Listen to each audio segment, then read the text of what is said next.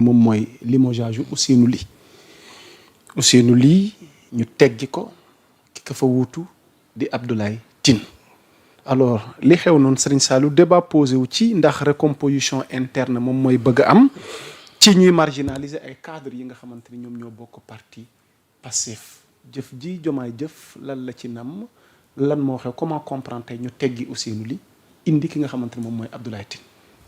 waaw xam nga man dama am lu ma naxare parce que Ousseynou Ly. waaw même su fekkee man jàppoon naa dès le départ. waaw man j'ai toujours dit Ousseynou Ly sa place n'est pas là-bas fañ ko teg. pour man jàpp naa ne foofu doon place am. Ousseynou aurait pu être ailleurs mais pas dans l'équipe de communication du président.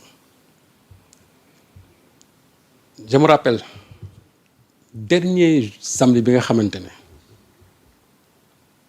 moom la ñuy def élection 2024 je crois c'était le 23 mars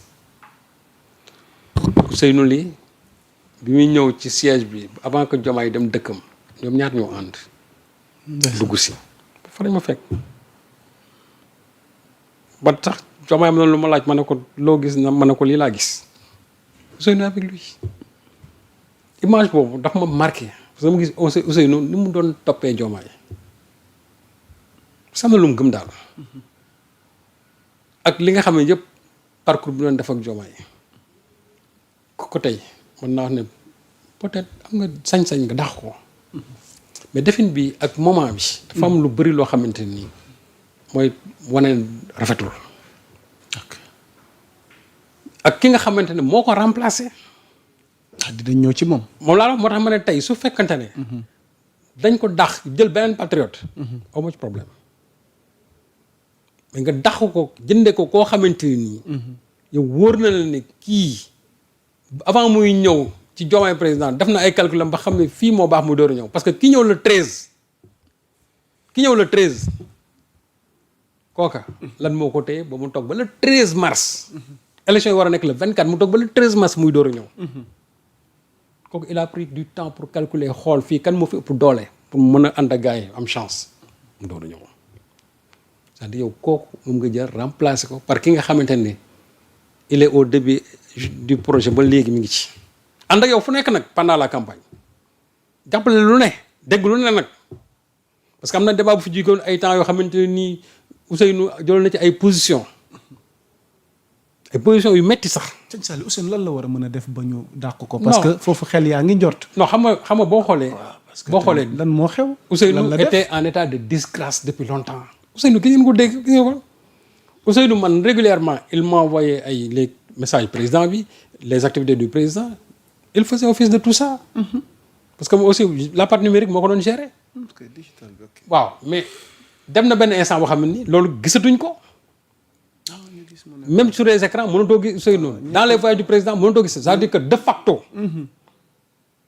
Ousseynou nekkatu fa woon donc le président n'a fait que dafa officialiser une décision boo xam mën naa jàpp ne jëloon nañ ko bu yàgg léegi nag ci ki nga xamante ne moom lañ ko remplacer man kooku moom laa fi amal problème.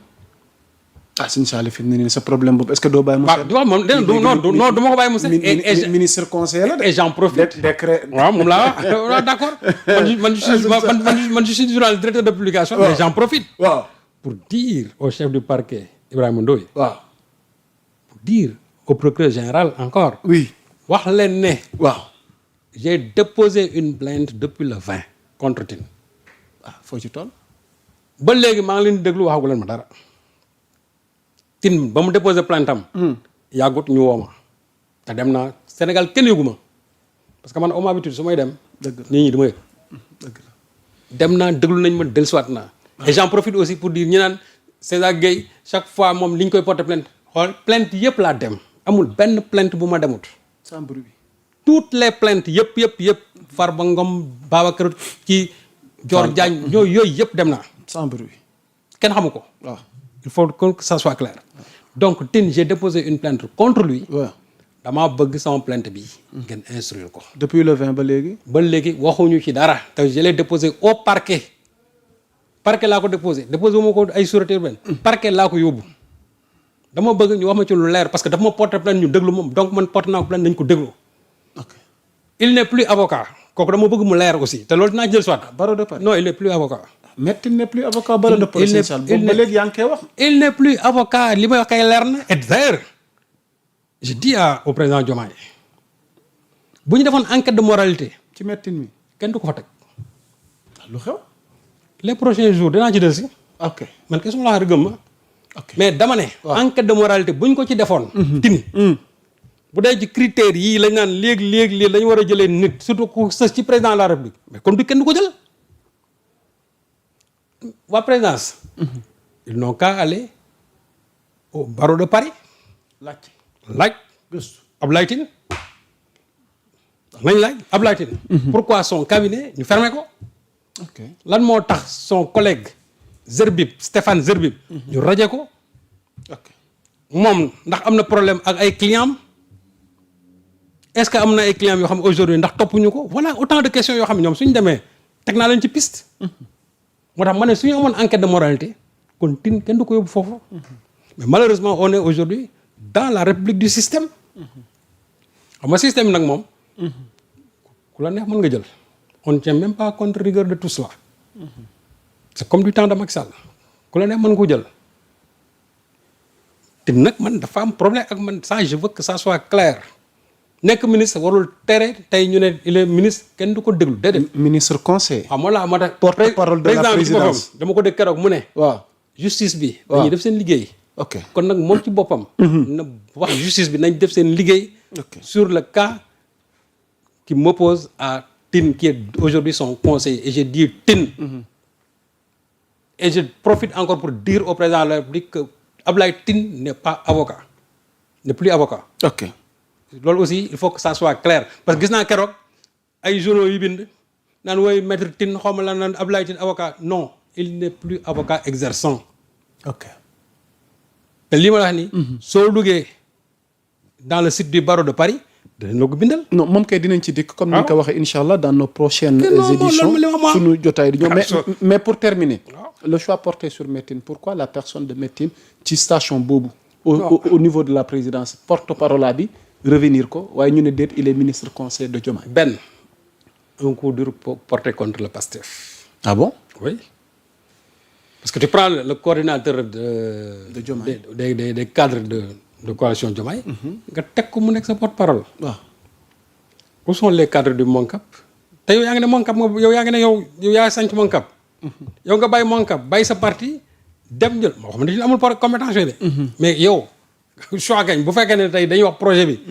la kii doon wax rek maître Khoureyssi Ba yàlla na ko yàlla yërëm. alors moom mu ne ñi nga xamante ne ñoo la doon jàppale nga yenu saako fariñ bi waaye boo defee rek mburu mi bala ngay daggal kenn nga daggal ko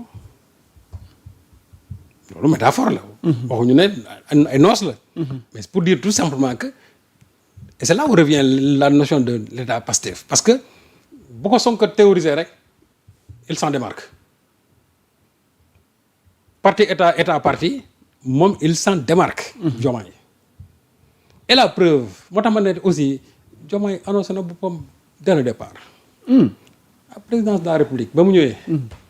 qui est son secrétaire général le secrétaire général de la présidence. il fa nekkoon. c'est pas un ancien de Macky Sall. moo fa des soo. qui est son directeur de cabinet. Mary Teuw Niane waaw. ñi ko seex. waaw xool ñi ko seex rek. kan moo ci nekk Pastef suspire amut. même Ousmane Abdoulaye Baro ne ñu ngi rumanda. non xam nga. déjà le débat pro Pastef pro Diomaye. oui non y a pas de ñoom. c'est des pro Diomaye. ah bon. Adjuma Sow. waaw Baro c'est des pro Diomaye. ok léegi nag xam nga. kon lañ leen di jiñ. non am na. mais loolu non ils sont des pro Diomaye. ok non il ne faut pas qu'ils s'en cachent xam nga man vraiment jeu de cache-cache moo fi jaratul léegi parce que aussi fii les gens sont intelligents bëgg a teg tànk fii xam nga finalement ci lu muy indi. ngay toog di wax ay contradiction Adjuma Sow loolu daf ko daal dafa taw di wax bay dugg ci ay contradiction parce que xamul fu muy teg tànkam parce que loolu lay indi nit da ngay féete fenn gis nga su ko defee. les gens vont respecter sa position na ne man je suis pro Diomaye et je défends Diomaye il en a le droit. toi de ngarale. lu muy ngarale parce que ngarale boo ko defee finalement lu muy indi jiixi jaaxale indi yow nga dugal foofu ci problème et c'est là où ces gens-là je les comprends ils disent qu'il y a crise. ah y a crise. non ñoom ñoo nekk en crise. ah ok. xam nga y a nag pas crise au sein de non Pastef. non ñoom ñoo nekk en crise. lu xew ko. xam nga lu tax ñu nekk en crise. parce que xamuñ fu ñu teg seen tànk. ok. parce que ils veulent en même temps revendiquer leur proximité avec Diomaye. mais en même